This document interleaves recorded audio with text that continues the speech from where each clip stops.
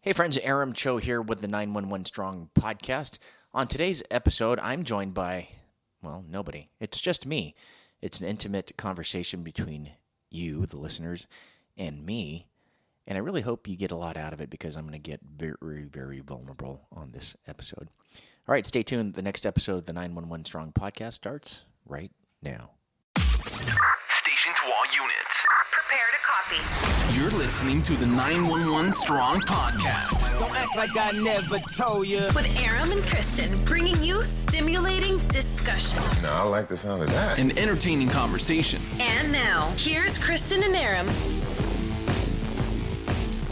Hey friends, thanks for listening to the 911 Strong podcast. I'm your host, Aram Choe. And usually I'm joined by my co-host, Kristen, but she is away teaching this week, and I thought I'd take this opportunity to get real vulnerable, I suppose is a good word. But there's a lot going on in law enforcement right now that made me kind of feel like I wanted to lean this way in today's episode. A lot of cops are quitting the job, or a lot of people that grew up wanting to be cops aren't fulfilling their dreams of becoming a cop because of what's going on in the world right now. There's a tremendous anti-police sentiment going on. But, I call that adversity. And I've always said this before, and some of you guys may have heard this, but character is built through our adversity. You can't have the character building moments and not have character. You might go through life kind of easy and maybe been spoon-fed a lot of things in your life, but you don't really mold who you are. You can't really determine who your character is without having gone through some of the trials and tribulations in life. And, let's use my life as an example. Growing up, I'll admit I was very happy. But then again, I in my police work, some of the calls I go out to, they might be abuse calls, they might be neglect calls, or neighbors will call because the kids just don't have what they feel would be the bare necessities. And if you talk to these kids, even the physically abused ones, they're extremely happy. That's just how they're wired. They're pre-programmed to not know any better at that age.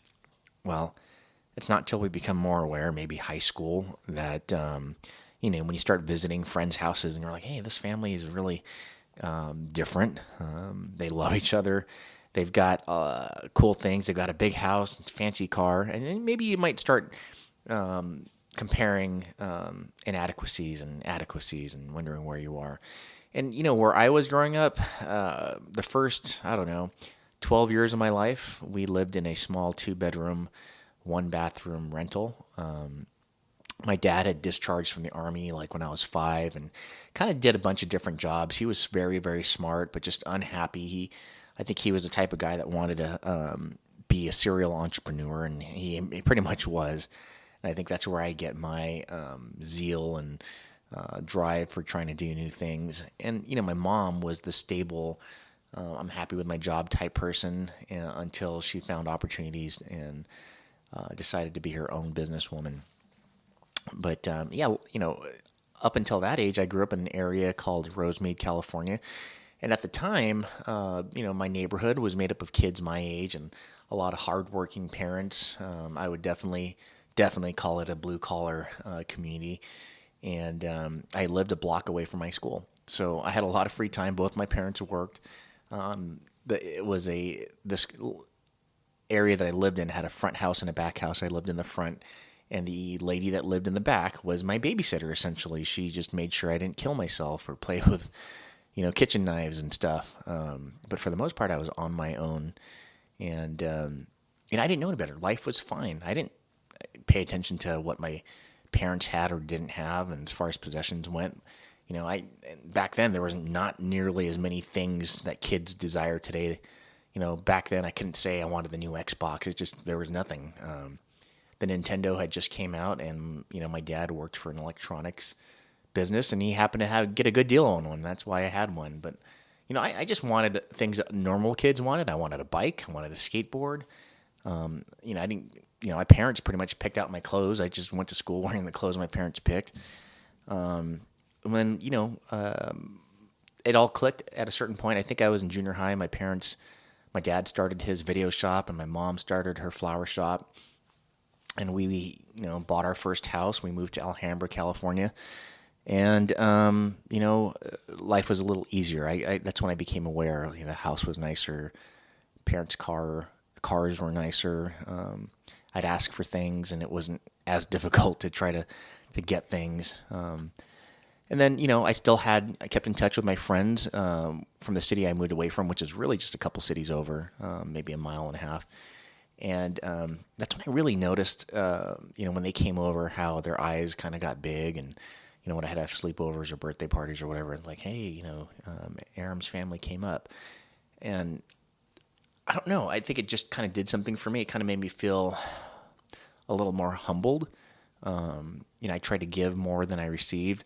And when my friends came over, I would make it a point to, like, hey, take my last ice cream cone or whatever. Back in the day, my favorite thing were drumsticks. And I'd be like, hey, take my favorite my last drumstick. And I don't know, that's just the kind of guy I am. And it kind of stuck with me. And I'm glad it did, because I've seen kids, that I grew in the area I grew up in, that kind of didn't know what it was like to be on the other side, I suppose. And they probably missed out on a lot of character building moments. So fast forward to being an adult, I wanted to be a cop. Actually, take it back. I wanted to be a soldier in the Army. That's what my grandfather was. That's what my dad was. Both his brothers were soldiers. And I just thought that was the natural evolution of life. That's what the Choe men did when they became 18 and graduated from high school. They enlisted. Well, my grandfather, my uncles, and my dad, they all made me promise to get my degree, because they were enlisted men. They didn't have the best jobs, and they took orders from officers that were, 20 years old, and they were, in their mid-20s. And they're like, hey, if you want to do this Army thing and you want your life a lot easier while you're in the Army, you should consider going to college. And so I did. My plan was to go to college and get commissioned to be an officer. Well, as life would have it, I got hit up by a police recruiter, one by the LAPD and one by the LA Sheriffs. So I applied with the Sheriff's Department. They seemed to have more of what I was looking for. Instead of having to work in the city of LA, I had an opportunity to work in the county, which had areas closer to home. So I did that. By the time I was doing my backgrounds in the academy and everything, I was 23. I had just turned 23. And here I am on my own now, right? And that's when I think I really took a look back and wondered how my parents did it. I mean, how do they pay the bills, not stress out? Now here I am stressing out, and I hardly had any bills. I didn't have a mouth to feed. But it was all new to me. I guess it's all the kind of anxieties that newly responsible people will get, and I was just renting. Back in 2000 and 2002, from 2000 to 2002, my rent was $400, and I lived in a really nice house in a really nice neighborhood in Monrovia. It was a 2-bedroom, 1-bath little place, and my roommate was one of my childhood good friends who's also a deputy. We split the rent. He paid $400, I paid $400. I think we had dial-up internet, and we had cable. And that was the extent of our bills. There were no cell phones. Oh, yeah, we had a landline. No cell phones. And here we are stressing about budgeting, because in our heads we're thinking we've got to save up all our money so we can move out and buy a house. So one day when we meet our spouses, we weren't slaps. They were wondering, hey, you make all this money, and what'd you do with it? I'll tell you what we did with it. Our first year, I bought myself a car. I bought a Volvo S40 sports sedan. What else did I do? I bought a American Fender Stratocaster guitar. Of course, I had to buy the amp to go along with it. I bought a PV amp. I bought nice clothes. My roommate and I split Dodger season tickets and Laker season tickets, and we were living like kings. I mean, what else do 24-year-olds, 23-year-olds do when they get all this money and don't have a wife, don't have kids? You spend it. Well, that's what I did. And then I met my wife. We were dating, And I'm like, hey, I better not do this Dodger thing, Laker thing. I had my chance to spend money on my toys. But if I'm going to start a life with this woman, I got to let her know that I'm responsible with my finances. So even though I had this intention of doing really good with my life, wouldn't you know it, God has a way of kind of saying, "Hey, good idea, but this is my plan. This isn't, life isn't dictated by what you want. I have plans for you." So, he wanted me to go through these bumps in the road. And I'll tell you, one of the first bumps in the road is we wanted to have kids right away. And we found out Liz just had a hard time having kids. Her body, we had a couple of miscarriages. And I had no idea what a miscarriage was. I was an only child, so I didn't have any sisters. And my mom was, she never talked to me about girl stuff. So, living with someone that, had her cycle and, not knowing what pregnancies were like. And it was a different world for me.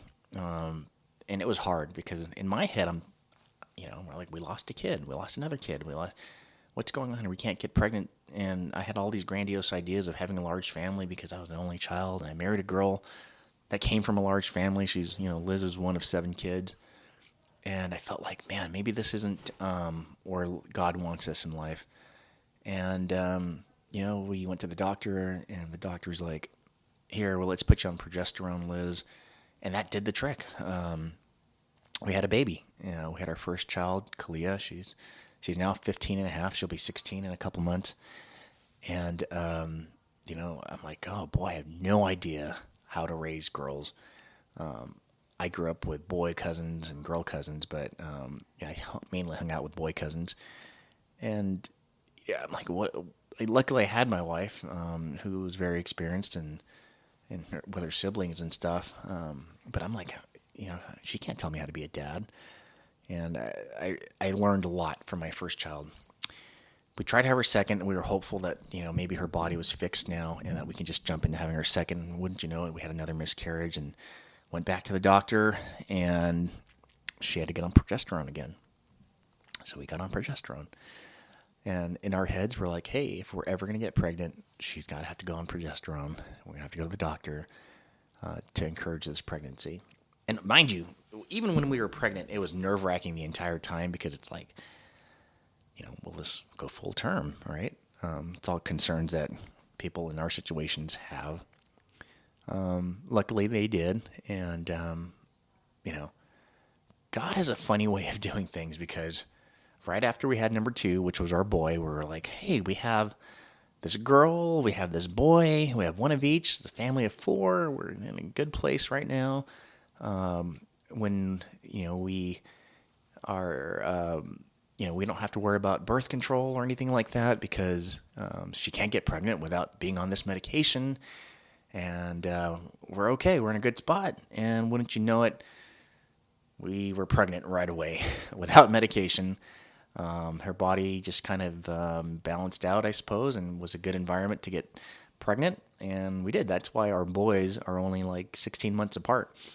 It was a back-to-back pregnancy. And we were very careful after that. We had this older girl, and then we had 2 boys, and my wife has always envisioned if we had a girl having a younger sister for her, and we did. We ended up having my youngest, Cora, who incidentally we delivered in the front seat of our Ford Expedition. I'll share that for another story. But in between all that, as if that wasn't stressful enough, we had, what happened? The big financial collapse in 2008, I believe it was, and we were in our first house, and we had, it was a first house for both of us, and we had no idea how taxes worked and escrow accounts and having to put money away for taxes and insurance. And there was a lot of life lessons there. There was a lot of lessons that impacted us financially. My credit took a hit because I'm like, oh shoot, you miss a payment. Guess what happens? It's a negative mark in your credit. Well, we had this house, and when we bought it in 2003, and like between 2003 and 2005, the market just went insane. I think we bought our house for $209. No, yeah, we did. We bought it for $209,000, And within like 2 years, our house was worth like 400,000. And our backyard needed, a playground. It needed a place for kids to play because we had 2 kids now. So I refinanced, or I took a second out on the house, and I had no idea. I just knew that my friends were doing it, and it was an easy way to get money because you had equity. And I'm like, oh, I understand what equity is, and I pulled money out, and I'm like, okay, well, interest rates are whatever. I figured this is normal. I got taken for a ride because I got a high interest rate, or it was a low interest rate, but ended up ballooning. It was not a fixed rate, which was very important to know. But if you're a new homeowner, you don't know these things. So I built up this nice backyard, took some equity out, and then the housing market collapsed like in 2008, and interest rates ballooned like crazy. And I'm like, now my mortgage, which used to be affordable, was out of control. I'm like, hey, hold on a minute. Same bank, same house. Why am I paying more? So I tried to do the responsible thing. I made my payments faithfully. We had nights or weeks where, it was peanut butter jelly sandwiches and top ramen for a week, right? And whatever it took, I took a second job. I worked security at Dodger Stadium, which if you're a cop, and no offense to security personnel that listen to this podcast, but if you're a cop, you consider yourself a professional at the pinnacle of your career. And maybe working a security detail is like working in the minor leagues, It's like junior varsity. So I really had to swallow my pride to take this job, but it was an opportunity to make money. There was no overtime at my police job. So here I am working 2 jobs. And I would work during the day, get off of shift, and drive straight to Dodger Stadium and do my thing there, come home, get 5 hours of sleep, and repeat. But it kept us afloat. It gave us what we needed to live as normal life as possible. And I kind of grew up that way. And I saw my parents do whatever it took to get to where they wanted. And here I am doing the same thing, right? So thank you, parents, for showing me discipline and being responsible. So we're doing the responsible thing, we're paying, and they're like, hey, why don't you call your mortgage company and see if they'll adjust your rate to a fixed rate? So I call, and they're not willing to play ball. And I'm like, what do I do at this point? I'm seeing my friends and neighbors give up their homes. They're like, hey, fine, I'm not going to pay this mortgage. And the banks are bailing them out. The banks are like, okay, well, we're going to short sell your house, and we're going to give you $45,000 to move out. I'm thinking, why is that even a thing? Why are you going to reward people for not paying their mortgage? So I was thoroughly frustrated because here I am struggling for a year, making my mortgage payments faithfully, and I'm like, hey, why don't you reward me for doing the right thing and just give me a fixed rate so my mortgage doesn't balloon again? So since they weren't willing to do that, I short sold my house. But I wasn't one of the lucky ones that got paid out. I just short sold it, and we took it on the chin, and we rented. We actually ended up renting a really nice house and a really nice neighborhood, and we did that for 4 years. Mind you, it takes 7 years to get a short sale off your credit record. But we did that it still stayed on our record, but we were able to get a mortgage in 4 years and move to where we are now. So I live in my forever house. And that's what we wanted. We said, hey, if we buy a second house, or we buy this next house, we want it to be a place where our kids know stability, where they can always remember, when they're in their 30s and 40s, what it was like to grow up in the house that Grandma and Grandpa live at, right? Because we want to be Grandma and Grandpa one day. So we did it. We did this, and we overcame that adversity of having to lose our house, or short sold our house, and gone through that mess and fight to get our credit back and build enough money for a down payment. So we went through all those trials, and we're in the process of buying this house. We're in the middle of escrow, and then my mom dies. Let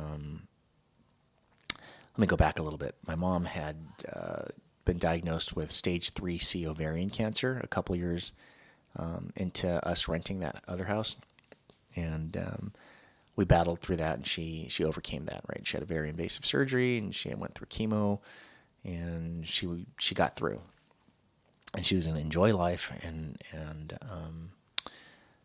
retire. She was successful. She had a number of businesses and real estate holdings, and so she said, "I'm just going to sell everything and enjoy my only grandkids." And then she unexpectedly died in January 2015. And for those of you guys that have followed me for a long time, you guys know how my mom died, and I'm not going to talk about it right now because you might have some sensitive ears listening, and I know my kids listen now, and I'm going to have that talk with them later. But right now, it's not something that I want to share. But it was a very difficult time. My mom, her life was taken from her. I'll just say that. And I thought, man, maybe God doesn't want us in this house. Maybe He wants us to just ride this out in the rental for a little bit. And I was very tempted to close escrow. So I called my real estate agent. I'm like, what do I do? I'm in this situation now. And I can't move forward. I've got to take care of my mom's affairs. And I'm an only child. There's no one else to take care of her stuff. So I really need to pause. And knowing that the owners were eager to sell, they wanted to sell fast because they were moving. I guess he explained to them what was going on, and they were very forgiving, and they extended our escrow for another 15 days, which was what I needed to get to the funeral and all that stuff. So here we are. They say in life, there's one of four, or there's four life-changing, life-changing big events that can happen in people's lives. And the death of a parent is one of them, and moving is another one of them. And here I am experiencing both within a matter of the same period of time. But we got through with it. Why? Because we trusted God. We trusted that this is where He wanted us to be, and here we are. And I'm going to try to say this as humbly as I can, but life is good. We're on cruise control right now. But the thing is, I know that we're going to have more road bumps ahead. We're going to experience them. And at this point in our life, we're like, hey, we're just bracing for the next one. But we can hit it head on because we've gone through these character building moments to understand that these are going to happen. When you expect life to be all easy, to be in the fast lane and you're going to be okay. And I guess it does happen for some people. It's just not most people. But if you expect that to happen, and when you hit your road bump, you're going to probably be severely disappointed. So not saying set yourself up for disappointment, but set yourself up to expect that to happen. And if you're in a situation where I am right now and things are good, great. But you also want to have a backup plan, and that gives you a sense of security, knowing that you have a little nest egg to get you through those rough months, or you've got enough stockpiled to get you through maybe a closure at a grocery store or something. You never know with COVID and everything. Being prepared just doesn't happen. It happens because you've gone through some experiences that make you consider preparing. And if you're not one of those people that prepare, when it happens and you need to be prepared, it'll be too late. Remember, if you're already ready, you don't have to get ready. But yeah, I just wanted to share that with you. That was on my heart right now. It's not something I get to do on the podcast very often, or at all. This is just one of those opportunities where my co-host Kristen was off doing her teaching thing, and here I am just having an intimate moment with you guys. So for those of you guys who stuck around and listened to this whole thing, thank you. Thank you so much. I appreciate you listening. And, that's it. That's it for this episode. Thanks for letting me into your lives, and thanks for listening to a little bit about my life. I guess if I had to have a moral for this episode, the moral of the story is trust in God, and that the adversity that you have in your life, yeah, it may suck, but they're either going to be, I always say this, these adverse moments result in two things. They're either going to be a blessing or a lesson, and both are invaluable. So embrace those lessons and embrace those blessings. All right, guys, God bless. Thank you for listening to this episode of the 911 Strong Podcast, and I'll catch you next time. Bye-bye. You've been listening to the 911 Strong Podcast with Aram and Kristen. If you like this episode, please check out our other episodes. and don't forget to tell your friends. Find us on Instagram and smash that follow button. Thanks again for listening and for your loyal support. See you next time.